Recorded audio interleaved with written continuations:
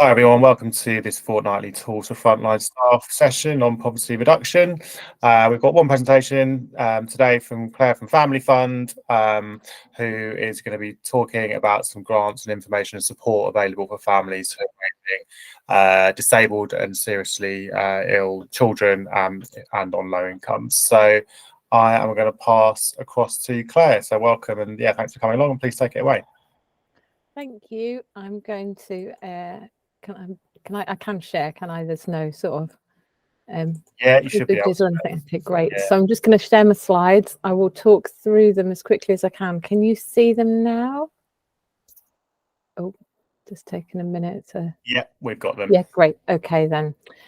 So yeah, I'll just whip through them, and then if I go too fast, ask me questions at the end. Oh dear, my Microsoft is doing a weird little thing there. Okay, never mind. I'm on the slides. So as I say, I'm from Family Fund. I'm the Partner Engagement Manager. I don't work directly with families, but I do talk about our work a lot to people who do work directly with families. So as John said, we've been going, well, what you didn't say is we've been going 50 years last year, supporting families raising seriously ill or disabled children on low incomes. Obviously, that is quite a lot of families raising seriously ill and disabled children, because the amount of care, time that's required can really impact on the ability to earn, and a lot of families are having difficulty bringing in income to meet the additional costs of disability, which we also know quite a bit about. So anyway, that's enough about that. What do? We provide grants and services to families. So as well as grants, we also provide information, digital services, a lot of signposting.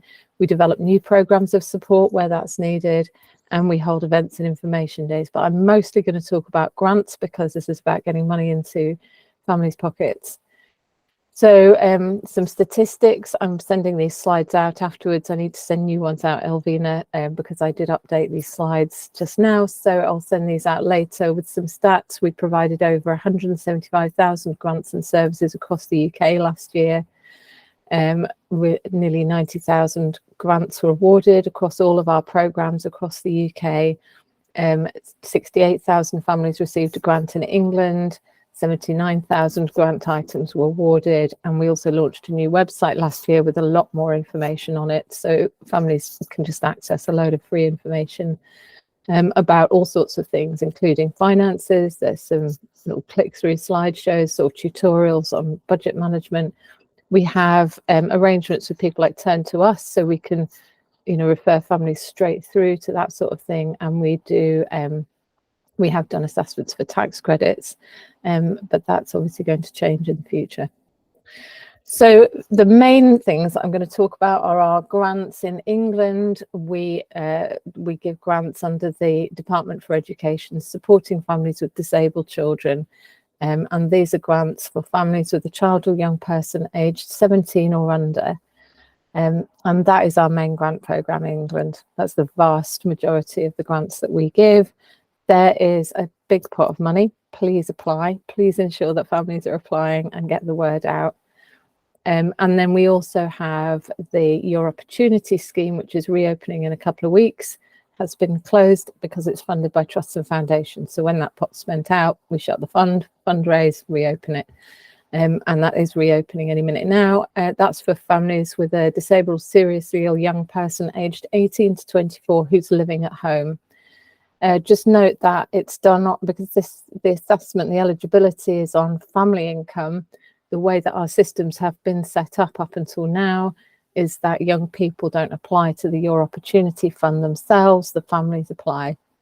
So the application has to come from the parent or carer.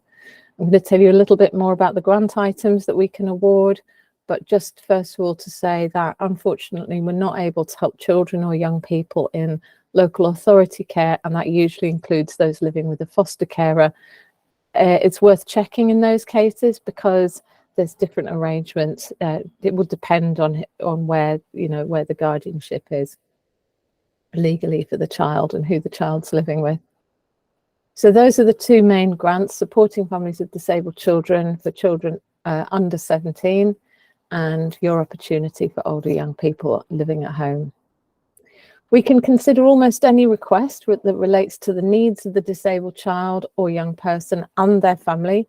The clue is in the name Family Fund, so we've always been about benefiting the whole family, and that means that the siblings benefit, the parents benefit, that the well-being of the family is improved. But we don't cover the costs of items that should be provided statutorily. So an example I can give to illustrate this is we couldn't provide a wheelchair that a child has been assessed as needing, even if it's not actually being made available to them. And this is unfortunately happening a lot, and we are hearing about this a lot. Other charities are too. People are coming to us saying, my child's been assessed for this, they've been waiting 2 years, they're missing developmental milestones because they're not getting the equipment that they've been assessed for. We can't help with that, but we can signpost to other organisations that can help, for example, New Life and so on. So sometimes it's worth getting in touch with us about things like that. But we could cover, for example, the cost of an additional sports wheelchair if a child was wanting to get involved in sporting activity, using that example because it's the Paralympics this year. So yeah, we're all about that kind of thing. And of course, what we can say to families is that if there's something we can't help you cover the costs with, there may be something else that we can help with. Apply to us for that and free up some of your household budget for the other stuff. So things that we can cover, family breaks and day trips, we're quite well known for that. I've put SFDC only because the Your Opportunity Fund doesn't cover those things. They both cover computers, laptops, tablets, and other kinds of tech. Clothing, bedding, kitchen appliances, furniture, other kinds of basic household items, again, quite popular, and we're well known for that. Sensory toys, but also outdoor play equipment. We can give grants towards the cost of making an outdoor area secure. Say if you have a backyard or garden, but it's just not safe enough for a child to play in, and they can't, because of their support needs, they can't go and use public play spaces, they can't play outside on their own, we can give grants towards the cost of making those spaces safer or usable. Specialist bikes and trikes, recreational items, everything from games consoles to sports equipment, but bear in mind that a lot of computer equipment and so on is useful for school, and we've just recently done some research that's not published widely yet, or actually I think it should be going up on our website any minute now, that's looked at some of the additional costs that families face in particularly families on low incomes, with disabled children accessing education and trying to pay for the tech equipment that they need for school. Is just beyond the budget for so many families. We can help with that kind of thing. Musical instruments and music lessons under the Your Opportunity Fund, really important for young people's development and confidence, as well as their actual musical skill. So there's all sorts of things, but we can cover other things off that are not on that list. So just to give you an idea of the variety. We use contracted suppliers. That's what all the logos are for. This is not free advertising, but just to say, we do these deals so that we've built relationships with these suppliers. We've got contracts with them that allows us to have a little bit more, ensure a sort of chain of responsibility, really, in terms of ensuring that the grant items awarded are quality, that they're being provided in a timely way, and so on. And it gives families are kind of an accountability chain for things. So I'll just move on then to eligibility, which is probably what you're all wanting to hear about. So there's two forms of eligibility. One is the income of the family. When we say low income, we mean that the family has to be able to show evidence of low income, or that they're in receipt of benefits. They don't have to be in receipt of benefits, but that makes it quick and easy. But obviously we know that not everybody who is on a low income is getting welfare support. And then we would include families living in England who've been resident for at least 6 months, but could be seeking asylum or are no recourse to public funds, are also eligible, as long as they can show that they've been in the UK for 6 months. But the other part of the eligibility, the other crucial part, is the child's support needs. So the child or young person must require a high level support in 3 or more of this list of areas, All of this information, by the way, is on our website. So do check out the website for full details. And if a family has any questions when they are applying, we have a helpline for that. And staff who respond to calls very, very quickly. I've been amazed at how quickly, actually. Just to say also, we follow a social model of disability. So we're not looking for a diagnosis.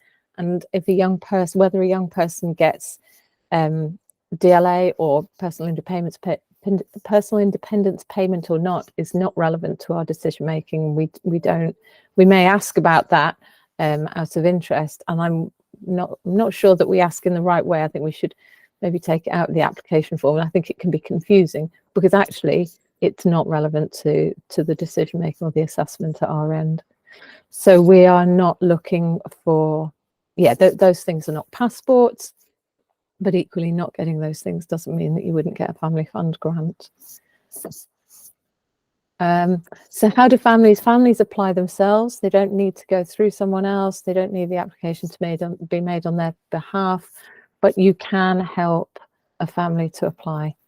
And that obviously may well be relevant where there's a family who has difficulties with English or using the application form for whatever reasons.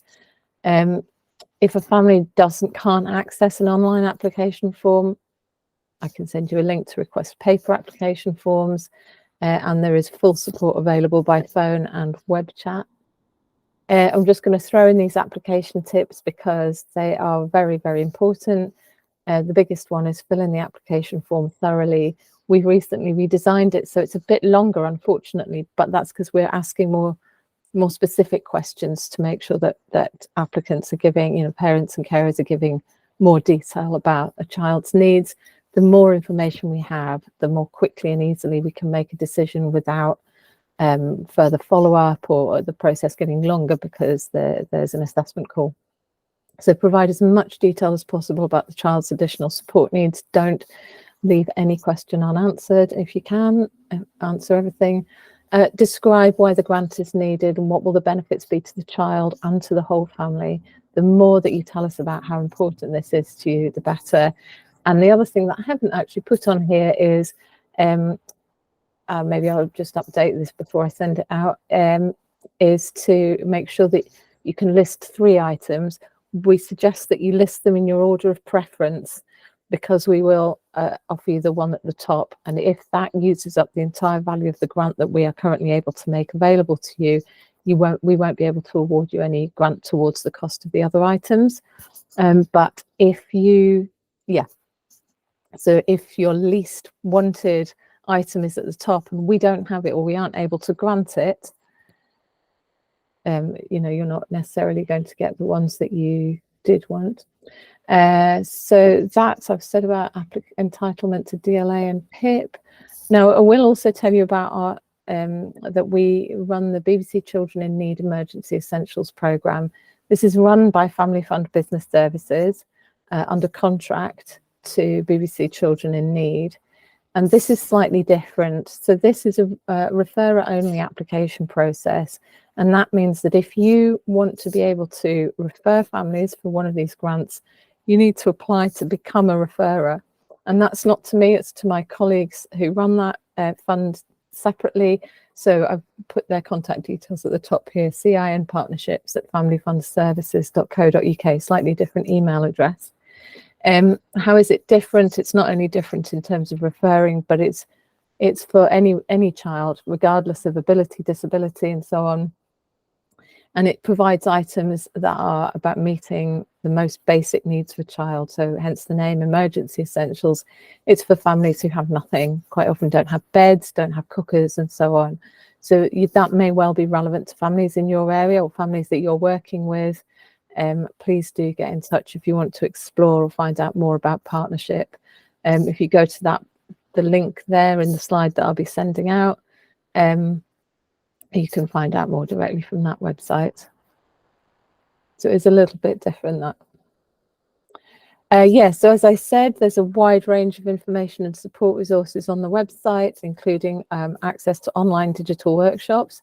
We can run those for groups if required, if you want to set up a group or you've got a parent carer forum in your area. that needs help with digital access, we could run a workshop for them, get in touch with us. And of course, we do signposting to specialist support. So if a family gets in touch, maybe they're talking to us about a grant application, but on the phone, the contact team member who they're talking to realise that the family has other needs going on. We've got a wide range of partners that we can refer them to for support around particular issues that we can't advise on or help with. And that's it. That's it. So I will stop presenting those contact details. Elvina has my personal contact details. Please do get in touch directly with me if you want to, but otherwise direct families to get in touch with us through these contact details. And as I said, I will send the slides out afterwards. So it's a bit of a whistle stop, but you'll get the detail in the slides. And please feel free to ask me any questions. Fantastic. Thanks, Claire. Does anyone have any questions for Claire?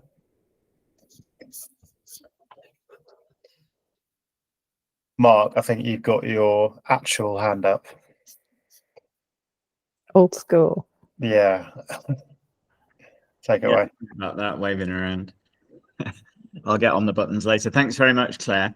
Just wanted to follow up on the point you made, which obviously is really important for a lot of families, about non-statutory provision only, given the kind of delays and things that people can experience. Did that only apply to the first of the three funds you talk about, or is it across all of them? No, that's across all our funds. Okay. Unfortunately, yeah.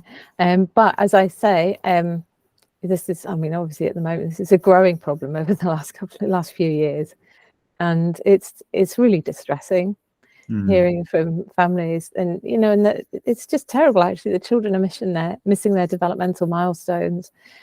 So yeah, we are working behind the scenes with other organisations who are really concerned about this and raising this in. So another part of my work is so I sit in the policy and public affairs team. So as well as this kind of outreach, I'm also working in partnership with Disabled Children's Partnership and other organisations through that, and other kinds of roundtables which are coming together because of this year's sort of gearing up for more influencing until we all have to stop because of the rules around that. So yeah, we're all talking to each other a lot right now, and that's one of the big things. If you are hearing stories about that and you would like to email me about that, I would be happy to raise that in those sorts of spaces where I'm working with others. That would be great, actually. Yeah. Thanks, Claire. Mark. Does anyone else have any other questions?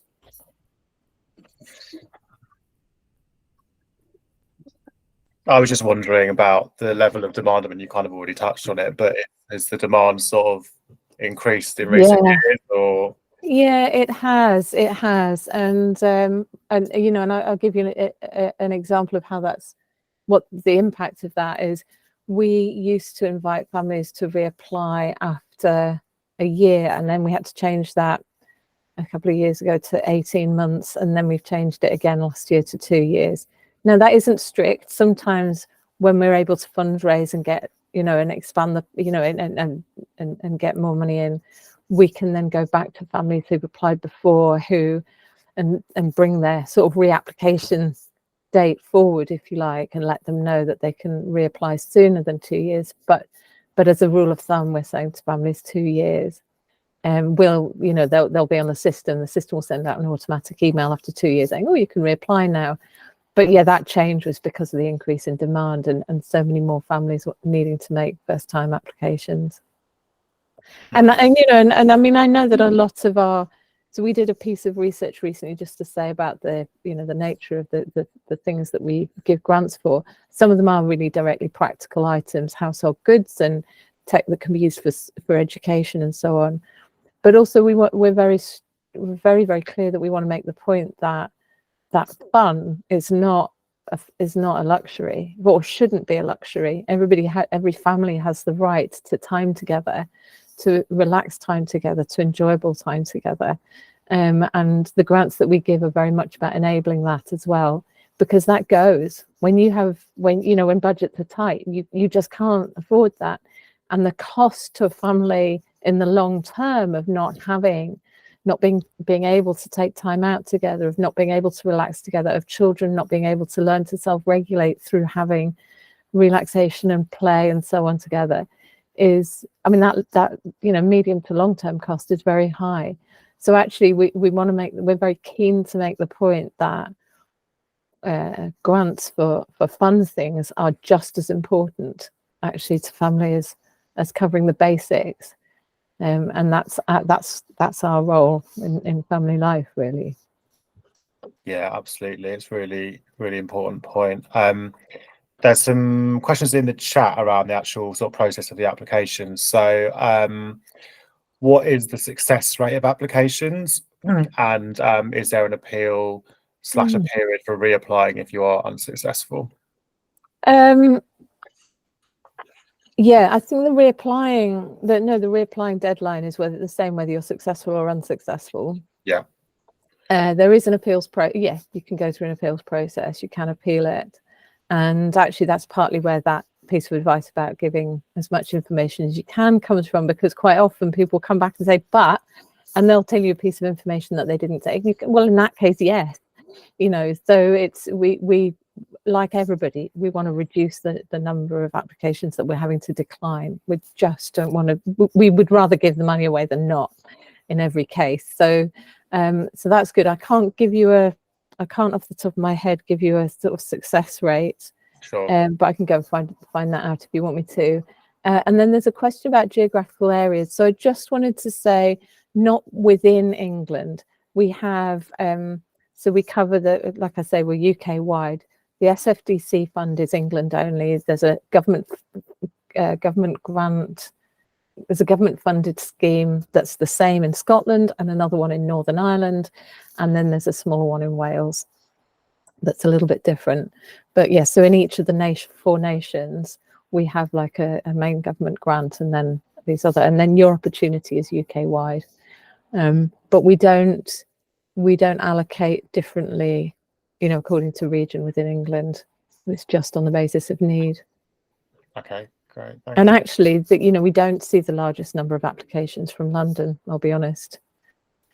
So I think our highest application rate is the Northwest, off the top of my head, and Birmingham's quite high as well. Yeah, okay.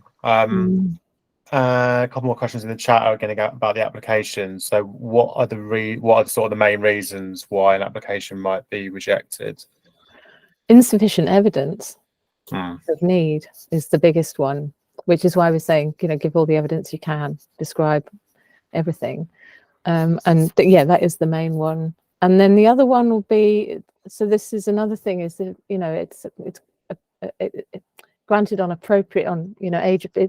appropriate need.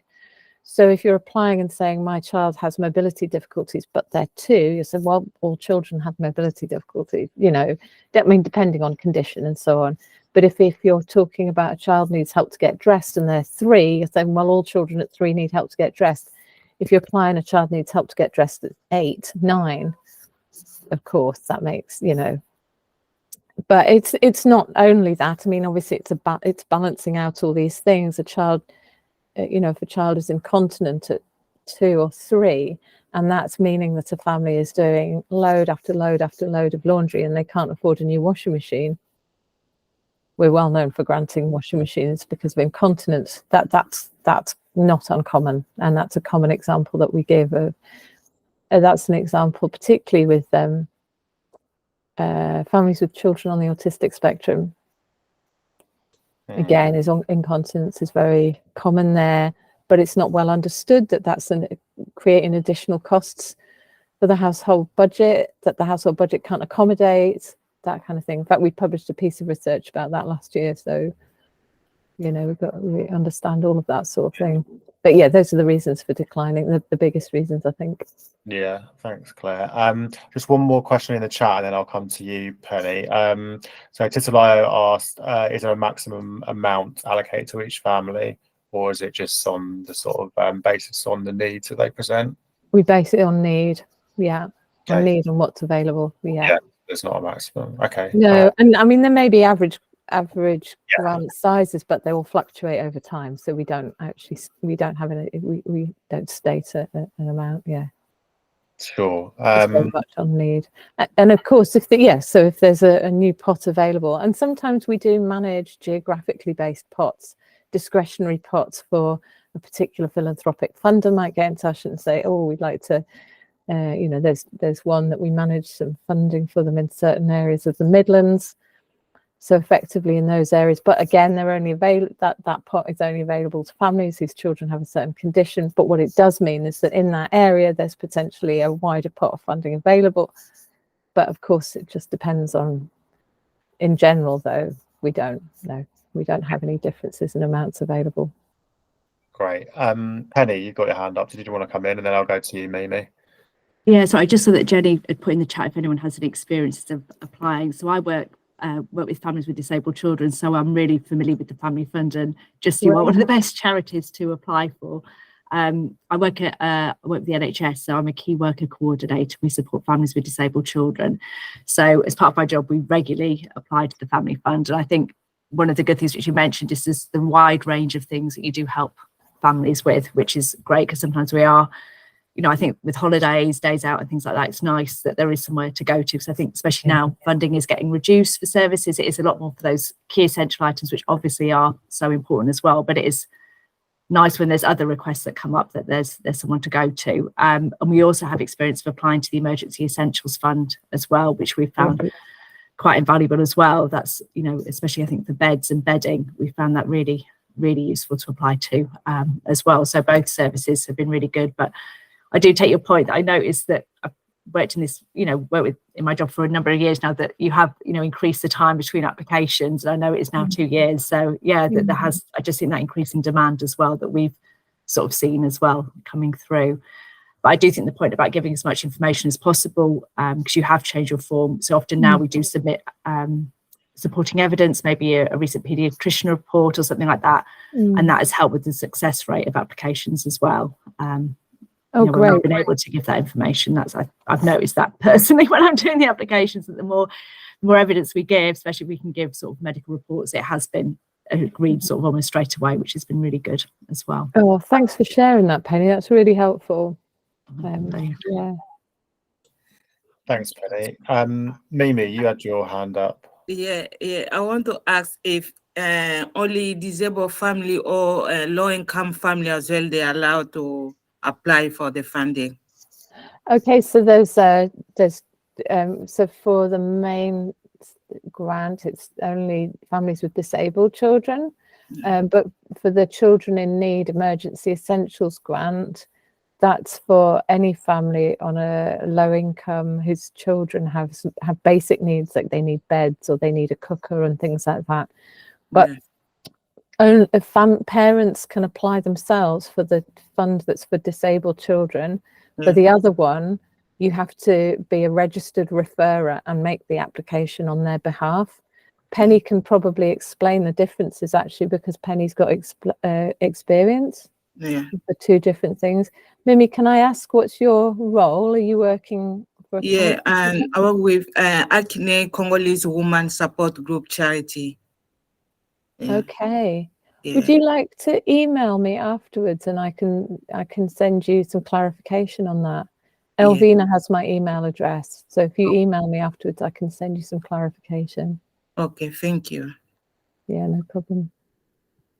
Thanks, Claire. And just to say, I'll obviously be including all the slides in the newsletter, which you should all receive. So all that info will be there as well. But yeah, do feel free to get in touch with me or Alvina or anyone in the team if you've got other questions for Claire, and I can link you up. Does anyone else have any questions? Jenny, do you want to come in?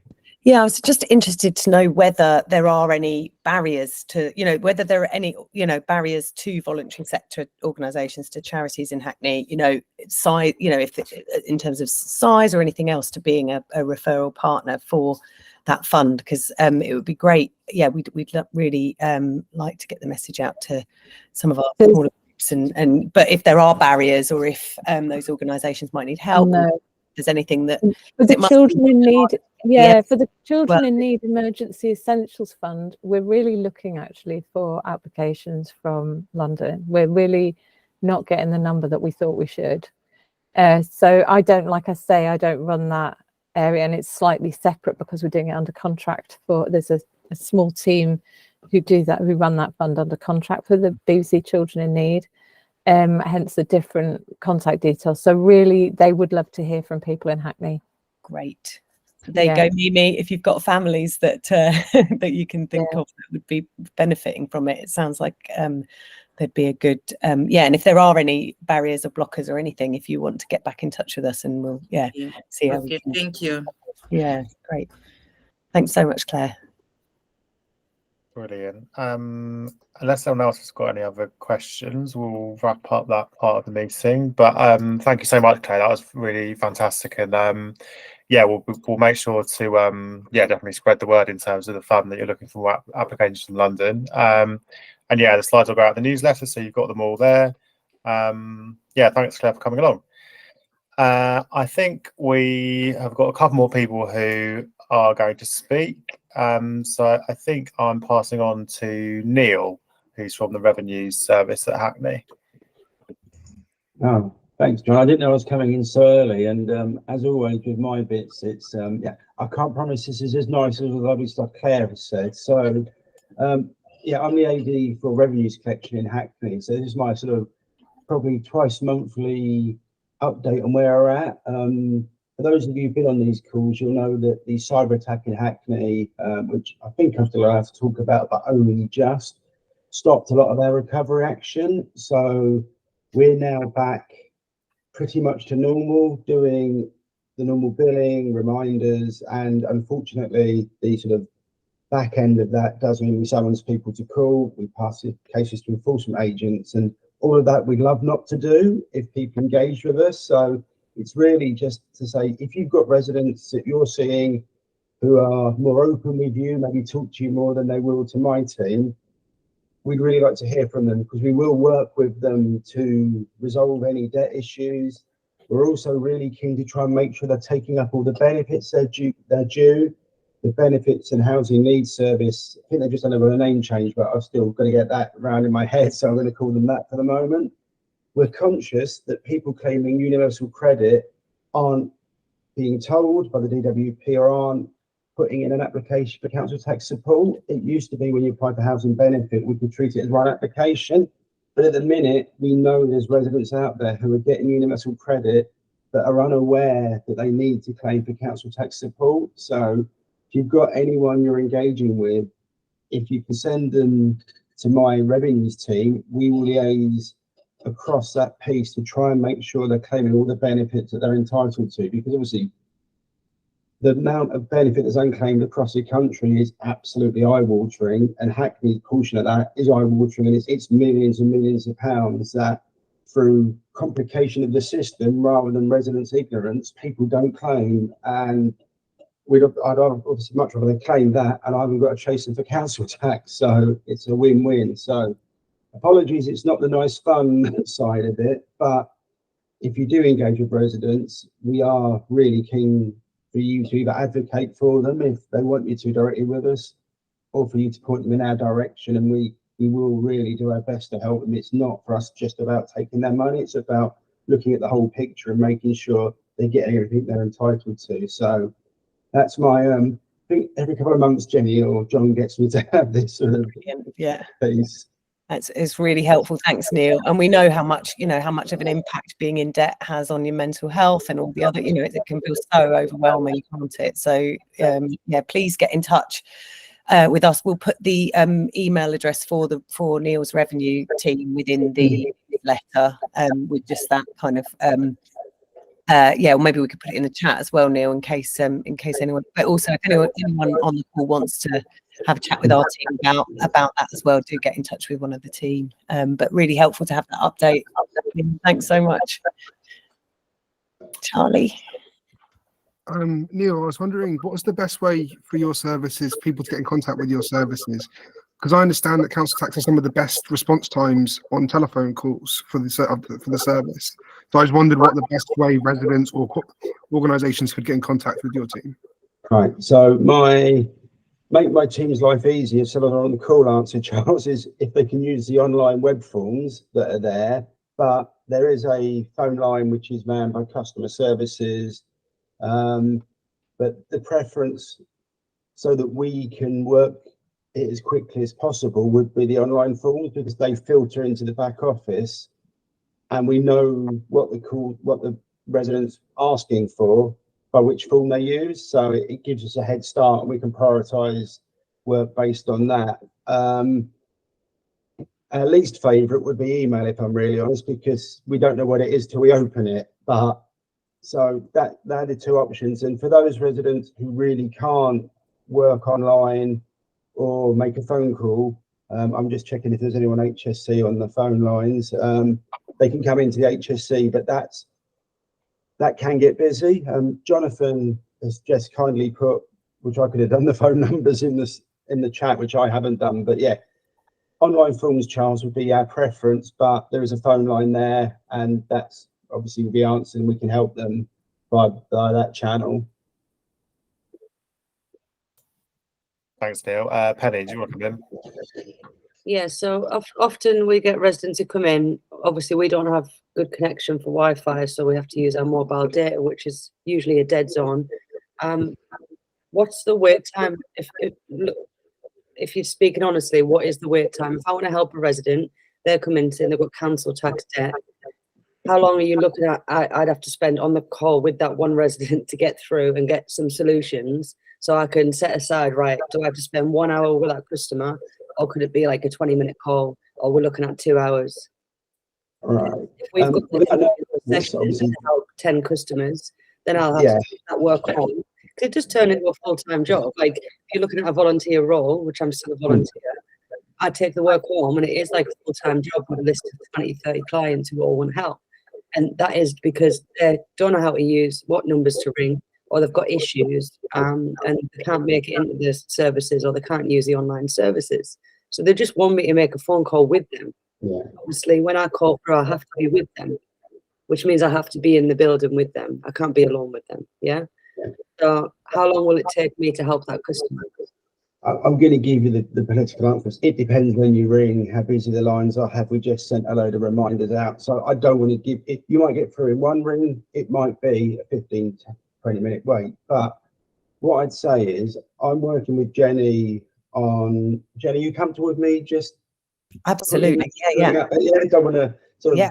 No, most definitely. Jenny, seeing how we'd like to work with trusted partners and what the best route is for this, Penny. So let's take it away, and you might have just signed yourself up to be one of our trials. Sorry about that, but I want to help more customers. But if there was a better route where I can come direct to someone and say, on this certain occasion, not for every like random question, but if it's a specific, they're in crisis and we need to sort this out, if I can have a direct route, then I'll help more people. But yeah, it's like a minefield, isn't it? I can't spend 2 hours with one customer when I've got a queue of 10 people waiting. Yeah. So Jonathan's very kindly put, today the average wait is 11 minutes. Wednesdays and Thursdays are usually quietest. But obviously, that isn't true at any given time. So it's Monday and Fridays where we're looking at helping more people. So, okay, so that's if you drop your email address in the chat, Penny, I'll pick up with you outsiders, because what I'm keen not to do is to create a single point of failure by someone having a single point of contact, because that doesn't work. But equally, fully understand, Penny, the more people you can help, the better for us as a service. So I'm sure we can find a happy middle ground where you're able to do your job to the best of your ability and we can give you what you need to help the residents. So let's pick that up offline. And the same probably goes across the board.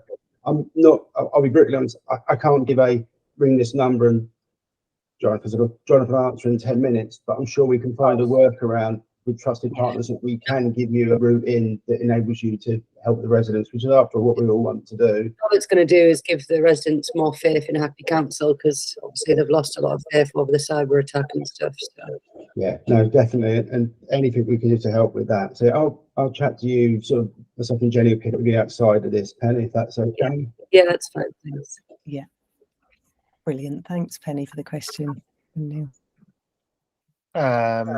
couple of questions in the chat, and then I'll come to you, Titilayo. So we kind of already touched on this just now, but yeah, could there be any possibility of council tax advisors coming into VCS organisations as a surgery and support a number of residents? So yeah, actually going out to a local VCS partner and sort of being placed there perhaps for a day, Neil.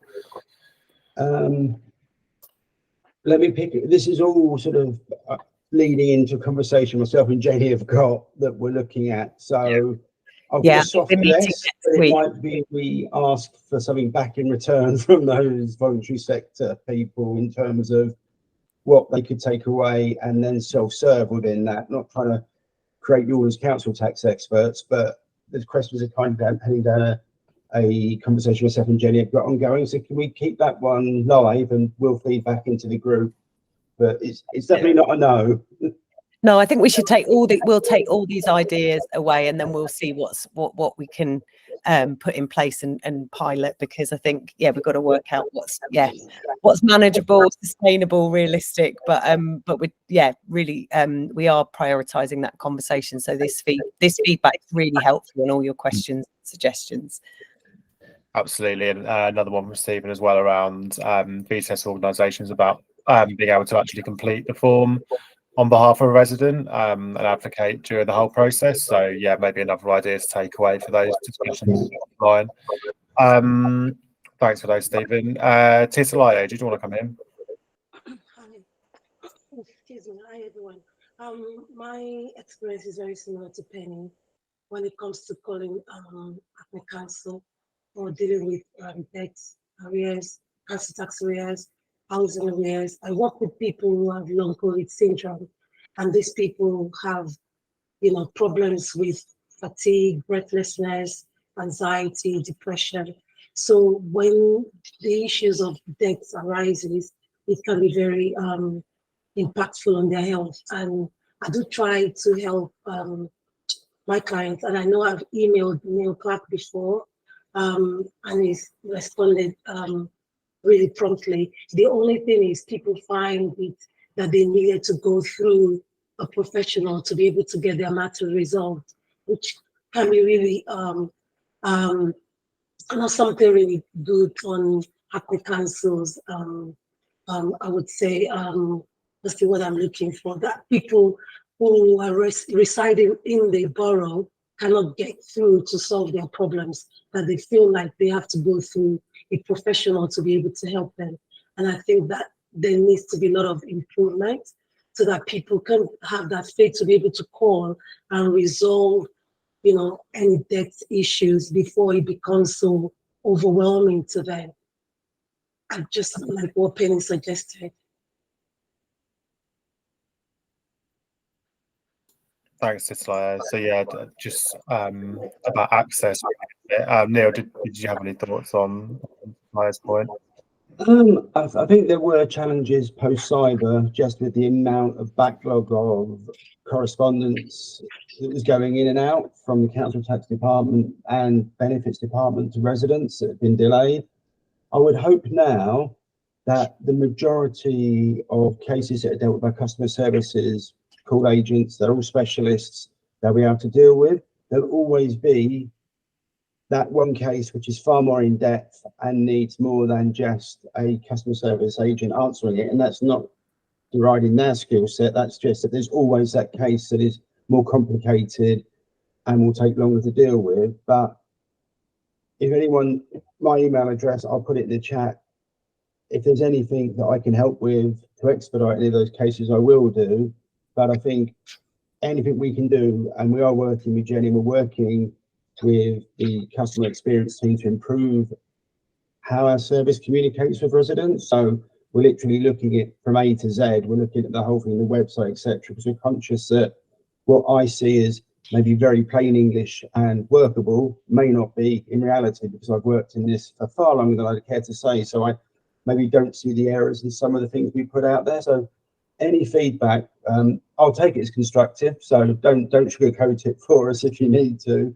But if you feed that in, but I'd like to think that we're dealing with the vast majority of residents swiftly, efficiently, and with a caring side, but I fully accept there'll always be ones that fall through the crack, and for us it's minimising those cases and making it as stress-free way to deal with this as possible. Thanks, Neil.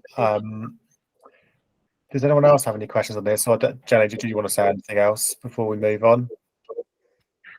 There's a question in the chat from Stephen about communications about changes that might impact new developments, and I think this is really a message to all our council services, to voluntary sector trusted partners first and then advance, so they're better equipped to be able to support residents with what comes up. And that would then obviously help with the voluntary sector partners being able to communicate that message and reinforce that message so that it's as clear as it can be.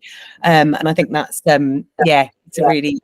it's a good reminder, isn't it? And I think it is something that we I suppose, you know, with the bringing together of council and voluntary sector into this space, along with our health colleagues as well, I think it does give us an opportunity to work on some of this and to sense check that. And if we can pick that up also in terms of not only how we're communicating and getting feedback from partners, but also just thinking about how we're updating partners through the newsletter is quite a useful way, because we do have quite a wide distribution list, don't we? And we do send the newsletter out to our community partners that we're in touch with through the community partnerships mailing list. So that's quite useful. Is there anything else to say on that? Did anyone from the council want to respond on that? Or we will be coming to Martin shortly to talk about comms. So okay, so we can pick up on that there as well.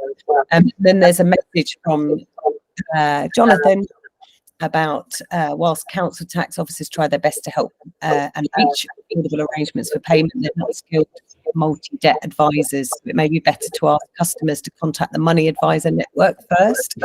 And there is a web link in the chat that Jonathan helpfully put in there, which will include within the newsletter, and it's the money help one. I think we do link to it on the Hackney Council website, as far as I'm aware, as well, don't we? But I think with the imminent ending of the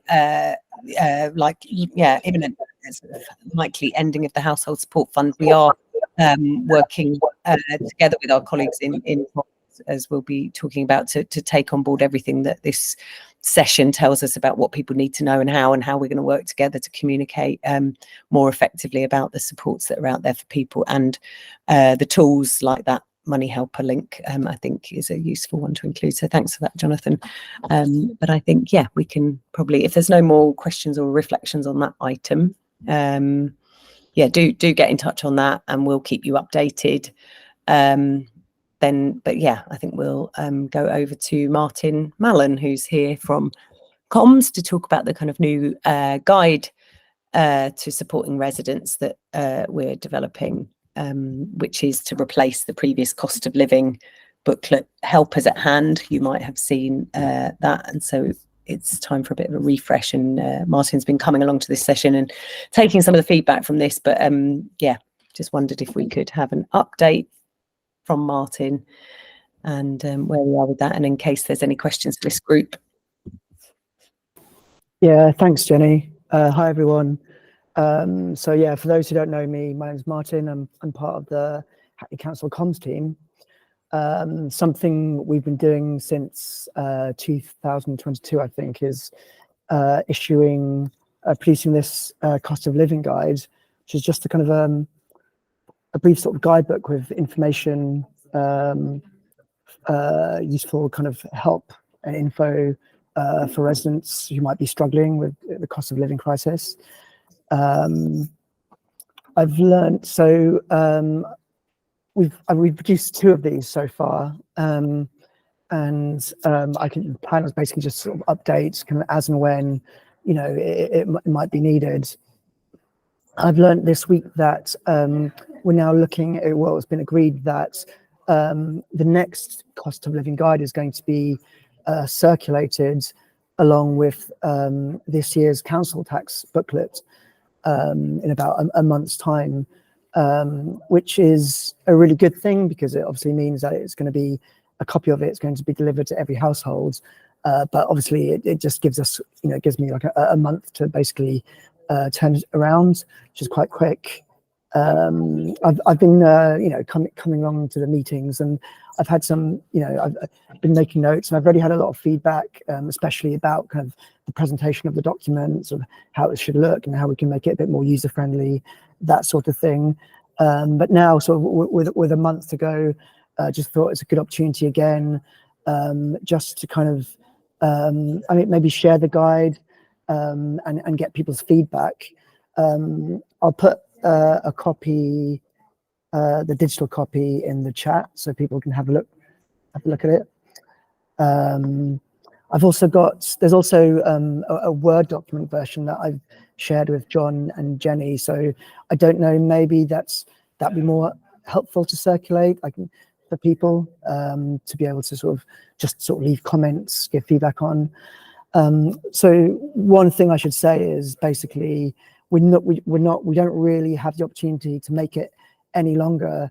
So what we're really looking for is just, are people kind of happy with how the content's laid out? Is this kind of the most effective way people think of dividing up the information, the support that's available? Is there perhaps a better way if anyone has a suggestion? And also basically just the information that it currently contains, is anything that kind of could be updated, anything that could be changed, anything that isn't needed. As I say, we're not really in a position to be able to add a lot more to this, but just so it's essentially kind of what is kind of the key priority info that we need to communicate in this booklet. So that's where we are with the guide.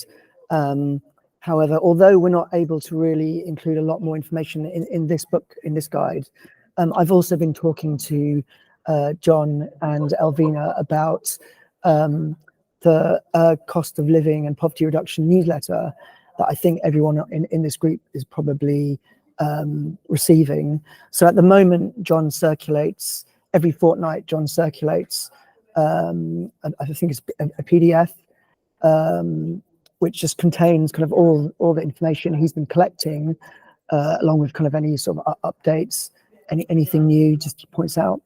And that's obviously great, but we've been talking about perhaps a kind of more effective way of sort of storing that information and circulating what is new.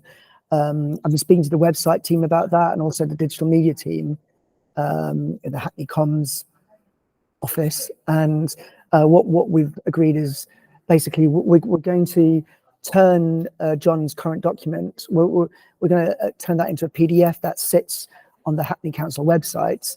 There is currently a sort of a cost of living section, so that will be kind of linked to on that page. And that is something that will sort of sit, and we can kind of sort of refresh as and when needed. But in addition to that, we're going to be sending out maybe a fortnightly or monthly e-newsletter. It's something we currently do. There's a Hackney Council newsletter that's sent out weekly. There's a Love Hackney one, and various others. So we're going to be doing a similar thing, but purely for cost of living support. So that's something I'm just in the process of developing a template for. Hopefully that will be ready quite soon. So rather than John circulating the kind of, at the moment, I think it's a 14, maybe 16-page document every couple of weeks, we're going to be sending out this e-newsletter with, it'll be either sort of 5 kind of top items. So basically anything new, any kind of updates, things that might normally maybe get lost in the 14-page document. That's something that, those are the items that will kind of be prioritized and be be focused on in the e-newsletter, and that will then link to directly to where that that support's coming from. So it could be any of the partner organizations here, or again just the document that sits on the council website. So that'll be linked to, so people are always kind of aware, or given that kind of any new information or updates as needed. So that's where we are really. So 2 things really. One is be great to get any more feedback in the next week or so on the current information in the guidebook that we just want to update. So anything that needs to be updated, anything that might need to be changed, that'd be great to get that back from people. And second thing really is just to kind of watch this space in terms of the e-newsletter. Anyone who isn't already receiving John's updates, they can let us know, because obviously we'll be adding you to a contacts list for the new e-newsletter too. Thank you.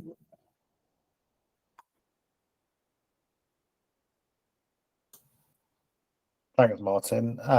Does anyone have any questions or feedback on the guide or general ideas about how it's best for you guys to sort of be made of cost of living support or poverty reduction support? Lorraine, do you want to come in? Hi, Martin. So I've tried to access it. So I tried to access it when it's sent to me, and it says access denied. So I was just wondering if it's possible when it's sent out or when it's on the council website, it's accessible to everyone, because I think it's something about Google Documents or something along those lines.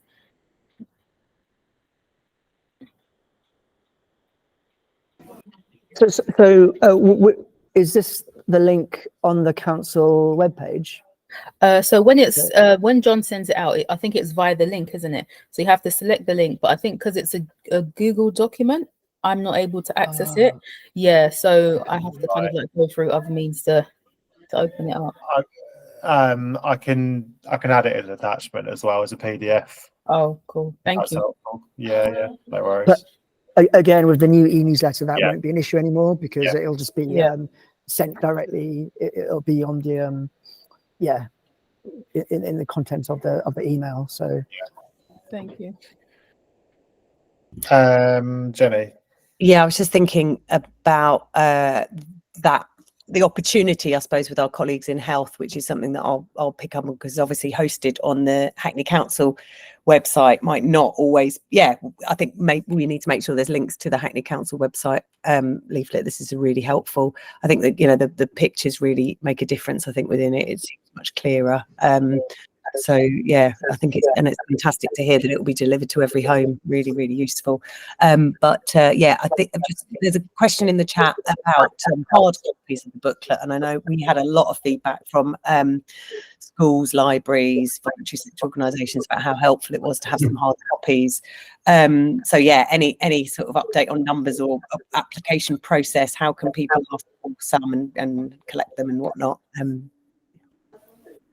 Yeah, I think that was also part of the discussion that Martin Schibert, who's the Director of Commerce, had in his meeting about the guidebook. So I think we're going to be printing a lot more of them this time round. As I say, a copy will be delivered to every household along with the council tax booklet. But I think we're also going to have a lot of additional copies, like you say, Jenny, that can be circulated to libraries. In terms of, I guess I'll ask Martin about numbers and how we can decide how many are needed, but I might come back to this group on that then to see kind of what type of numbers people kind of have in mind in terms of what they might need. Yeah, and if you want to get out a question, via the newsletter on that we can ask people in an email address or a way of saying how many copies they're likely to need, and you might get an early indication. That Penny Ideas found them helpful to give out in support sessions, so probably has an estimate. So we gather what those estimates have been from the existing groups. It might take some time, and then helpful to know. We'll have hard copies again. It's great. Sorry, Neil, you had your hand up. Oh, I was just going to say to Martin, just check your inbox, Martin, because we'll need to liaise on how this all hangs together to get it in the bills. Okay, thanks, Neil. Great, thanks, Martin. Lorraine, do you want to come back in? Sorry, just a quick one. Martin, I can like take a few to our service, Turning Point, and just have it at reception. Quite a lot of our clients come through when they're sat at reception. They tend to pick up flyers and look at the wall. We've got stuff on the wall and stuff. So if you want, I can take a load and put it at our reception. Yeah, thank you. That's fine. I think, yeah, if anyone has sort of suggestions in terms of sort of venues where they think it would be useful to have copies, kept out, or have had any feedback from residents who've asked, where they can get hold of a copy and where that it'd be useful, where they're likely to pick one up from, that's good to know. Joycelyn, do you want to come in? Yes, I want to ask Martin, that's a place like my own at Chatwell Road, where we have a lot of residents coming for food bank and all that. So if we have it there, it will be very helpful. And also, even sort of when you give it to them, yes, you still have to guide them through what is in there. So some of them will pick the leaflet, but they don't know what is in there and they don't know what they are looking for. So after our supporting service, we always give them one in order to keep it to themselves and look at it later on. But when we have it, it will be very helpful for us to use it to guide them through. I had a lot, but it's finished now. I don't have any left in my end.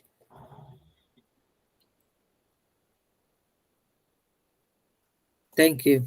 Thanks, Joycelyn. Yeah, if people have got suggestions for places it would be useful to have hard copies, feel free to email me and I can pass it on to Martin, or Martin, if you want to share your email in the chat, feel free. Just looking at the chat just to check I'm not missing any questions. So yeah, lots of suggestions there for where the hard copies could go. Great, we'll prioritize those as far as we can. If you could, Alvina, if you're still on the call, if you could capture them in the chat, that'd be really helpful. Thanks, Martin. So we've got surgeries, Hackney Arc, Hackney Travellers sites, children's centres, really great ideas. I think if we can take a targeted approach to some of the priority groups in, who might not otherwise receive it, or where there's places and spaces where it can be. Sometimes receptionists are great. Reception's sort of a great, aren't they? So that you can, while you're sitting and waiting for somebody, it's a great. I'm sorry, John. Carry on. I was just going to ask if anyone else has got any other questions for Martin, but if not, we can move on from that item. We usually turn the recording off for the final part of the meeting, which is a bit of more of a free discussion. But before we do, has anyone got anything they want to promote or highlight before we turn off the recording? Something you want other people who aren't on the call to hear about if they watch it back? I've got one, but I'm going to let other people come in first if they've got something they want to share. No. Okay, I just wanted to let everyone know that the next two sessions of these, so the next one, fortnight from today, so that's the 8th of February, is going to be a sort of housing needs specific session. So we've got Josie Crisp, who many of you will have seen on these calls, who works in the tenancy sustainment team, and Genevieve, who's in housing needs, coming along to talk about, basically give a really sort of overall picture basically of the council support and processes for the housing register, accessing that support, the challenges, how you can basically help your residents who are homeless or in need of housing support. So we know we get a lot of questions in these meetings about housing, and they're usually there to answer them, but we thought it would be good to have a sort of housing theme session where they're going to sort of walk people through those processes. So I just wanted to promote that really. And the session after that, so a fortnight from then, will be another housing related session, but it'll be looking at the housing services, so the actual services that exist for people who do have a tenancy with the council. So that's going to be with Ishmael, who's one of the area housing managers. So we think they're going to be really useful, and we're just keen to get as many people along as possible. So it'd be great to see all the regular faces here, but if you think there's sort of other networks you want to promote those in, or people you want me to add and invite to the list for those meetings, then please give me a shout, because I think they're going to be, we've got 2 really good sessions coming up. So just wanted to promote that. Jenny, did you want to come in?